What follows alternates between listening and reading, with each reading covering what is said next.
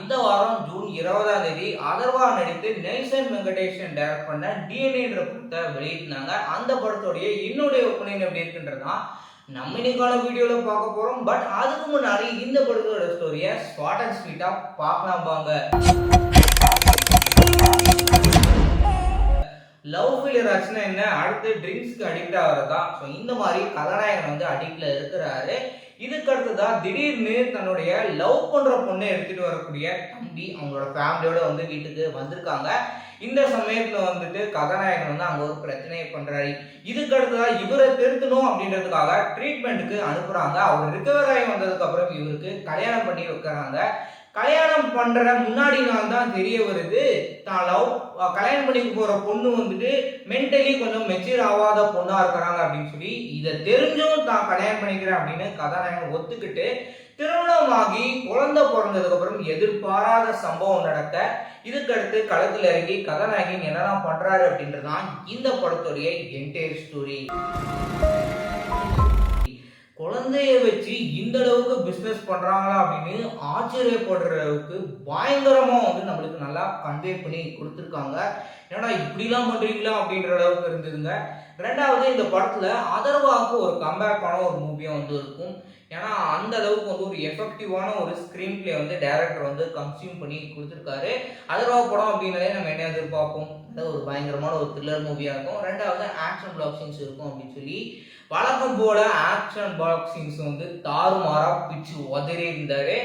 இந்த படம் எந்த அளவுக்கு ஒரு படம், ஃபேமிலி ஆடியன்ஸ்க்கு எந்த அளவுக்கு படம் இருக்கும் அப்படின்றத சொல்லிடுறேன்.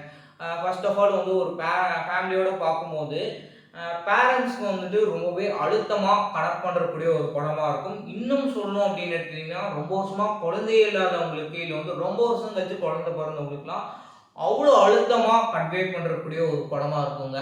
ரெண்டாவது வந்து யங்ஸ்டர்ஸ்க்கு வந்து இந்த காதல் ஆக்ஷன் பிளாக்கிங், கிட்ஸ்க்கும் வந்து ஆக்ஷன்லாம் பிடிக்கும். ஸோ அந்த மாதிரி வந்து ஒரு ஆக்ஷன் இருக்குது. இன்னொரு பக்கம் வந்து காமெடி இருக்குது அண்ட் த்ரில்லிங் எலமெண்ட் அப்படின்னு சொல்லிட்டு வந்துட்டு ஒரு பக்கம் இருக்கும். இன்னொரு பக்கம் வந்து என்னமோ சொல்ல வராங்கப்பா அப்படின்ற ஒரு இதோடையும் வந்து ஃபேமிலியாக வந்து படம் பார்க்கும்போது இருக்குங்க.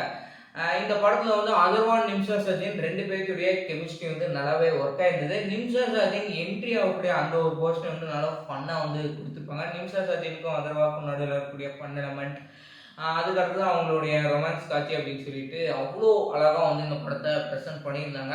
எண்ணி எண்ணி பார்க்கக்கூடாது.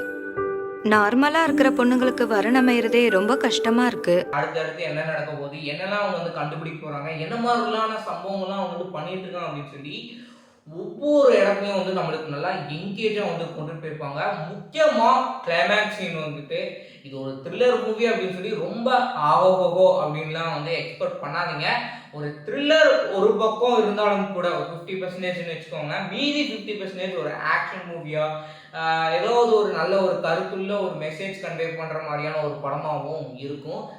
இந்த படத்துல வந்து நிம்ஷா சஜின் அதர்வா இவங்க ரெண்டு பேரும் போக ரமேஷ் திலக் வந்து தனக்குன்னு கொடுக்கப்பட்ட கேரக்டரை ரொம்பவே வந்து நீட்டாக நடிச்சிருந்தாரு. ரமேஷ் திலக் இன்னும் ரெண்டு ஃப்ரெண்ட்ஸ்லாம் வந்து அதர்வாவுக்கு ஹெல்ப் பண்றாங்க. அதர்வா வந்து இப்படி பொண்ணை கல்யாணம் பண்ணி போறான் இல்லை வந்து ட்ரிங்க்ஸ் அடிச்சுட்டே இருக்கான், அந்த இடத்துல வந்து ஒரு ஃப்ரெண்டா என்ன பண்ணணுமோ அதை வந்து நல்லா திருப்தியா வந்து பண்ணி கொடுத்துருக்காரு. மற்றபடி வந்து அவங்களுக்குன்னு சொல்லிட்டு ஸ்கிரீன் ஸ்பேஸ்லாம் கொடுத்துக்கல. அதர்வா தான் வந்து ஸ்டார்டிங்ல இருந்து மெயின் கேரக்டரா வந்து பிளே பண்ணிட்டு வராரு.